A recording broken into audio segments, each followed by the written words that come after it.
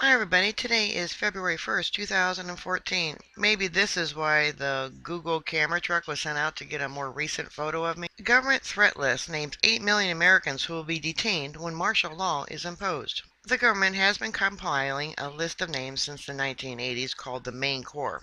It contains the names of people who it considers to be a threat and would be victims of having their constitutional rights suspended in the event of an emergency or if martial law is declared.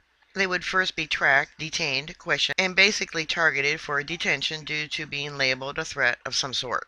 The criteria for being placed on the list is rather loose, as it is a criteria for a national emergency. However, government sources have said that if you're on the list, you can plan on being detained should martial law be declared. A senior government official who served with 5 administrations said that there exists a database of Americans who, often for the slightest and most trivial reason, are considered unfriendly and who, in a time of panic, might be incarcerated. The database can identify and locate perceived enemies of the state almost instantaneously.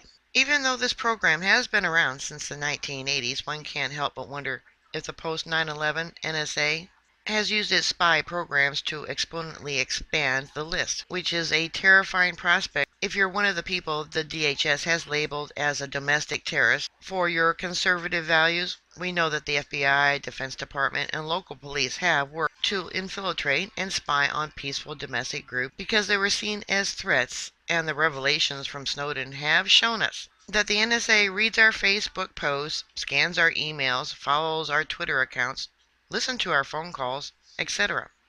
So we can assume that anybody who has ever spoken out against the government is on the list. They better make their list a lot bigger then, and will be first to be paid a visit should the shit hit the fan. So much for a massive spy network being used to protect us from terrorism. In a Salon.com article last year, one of the journalists did some digging into Main Core, and what he found merely confirms what Snowden had to say. His article was lengthy and detailed, but a main part that stuck was this. The following information seems to be fair game for collection without a warrant. The email addresses you send and to receive from, and the subject line of those messages. The phone numbers you dial, the numbers that dial into your line, and the duration of the calls. The internet sites you visit and the keywords in your web searches. The destinations of the airline tickets you buy. The amounts and locations of your ATM withdrawals, and the goods and services you purchase on credit cards. All this information is archived on government supercomputers and, according to sources, also fed into the Main Core database. Now, a reminder, they do the 3-hop step. So you're the suspect, the person that you talk to is a suspect, the person they talk to is a suspect, and then the third person. And all the people that each of these people talk to are also suspects. As of 2008, it was well known the list had over 8 million people on it, and since then billions have been spent to expand the surveillance operations and identify enemies of the state. In an article last summer, an anonymous government official spoke to a reporter and had this to say. "We know all this already," I stated. He looked at me, giving me a look like I've never seen, and actually pushed his finger into my chest. "You don't know Jack," he said. "This is bigger than you can imagine, bigger than anyone can imagine. This administration is collecting names of sources, whistleblowers, and their families, name of media sources, and everybody they talk to and have talked to, and they already have a huge list.